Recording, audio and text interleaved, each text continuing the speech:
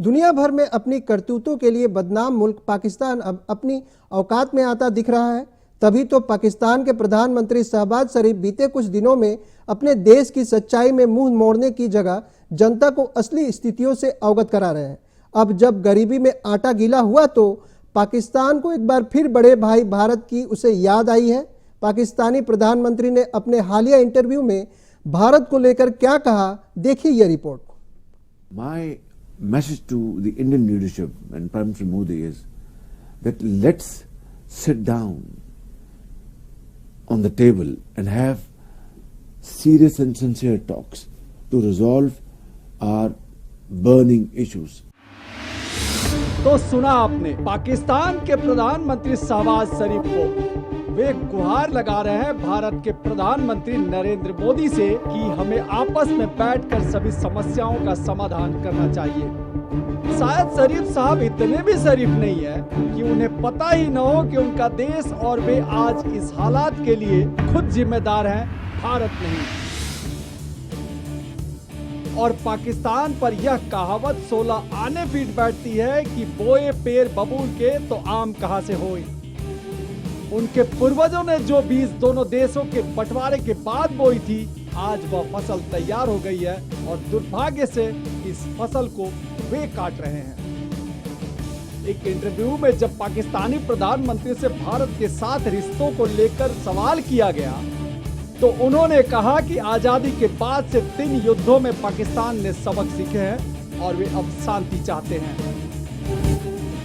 उन्होंने चैनल के माध्यम से ही भारत के प्रधानमंत्री नरेंद्र मोदी से भी अपील की। उन्होंने कहा कि पाकिस्तान शांति चाहता है, लेकिन कश्मीर में जो कुछ भी हो रहा है वह रुकना चाहिए।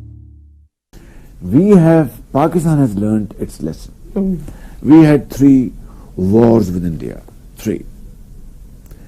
And the consequence of those wars, as a result, it only brought more miseries, to the unemployment, 2 nations. poverty. We have learnt our lesson and we want to live in peace with India, provided we are able to resolve our genuine problems. आटे दाल को मोहताज पाकिस्तान की अकड़ अभी भी पूरी तरह से नहीं गई है।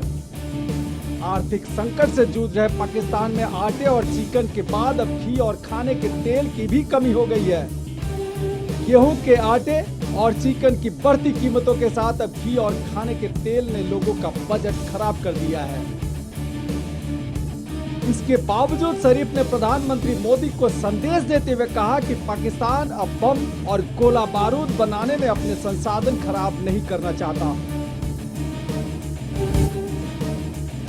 उन्होंने कहा कि हम दोनों ही परमाणु शक्ति संपन्न देश हैं। ईश्वर न करे अगर कोई युद्ध हो जाए तो क्या होगा।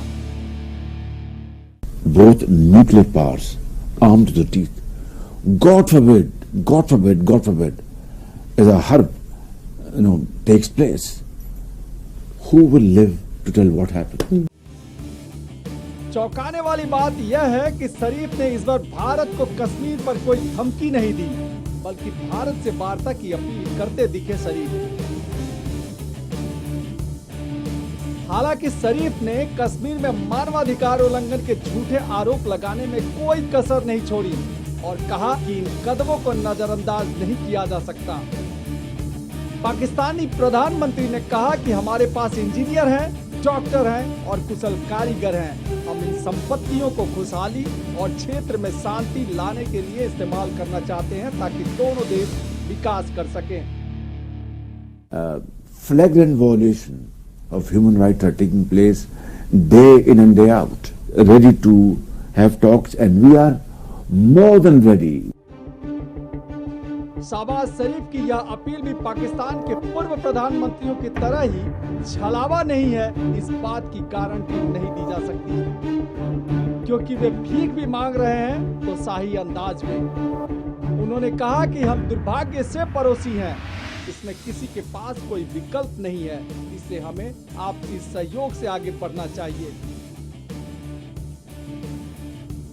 शरीफ साहब ने भी शायद कश्मीर से आगे के भारत को देखा ही नहीं, वरना वे एक साथ विकास की बात नहीं करते। वे जानते हैं कि एक दिन पहले जिस मुल्क का जन्म हुआ वह विकास की दौर में हमसे मीलों पीछे रह गया और भारत उससे इतना आगे निकल गया है कि वहां से पाकिस्तान दिखाई भी नहीं देता है। आज अगर पाकिस्तान के प्रधानमंत्री शरीफ की आंख खुली है तो यह बात अलग है। Any news bureau.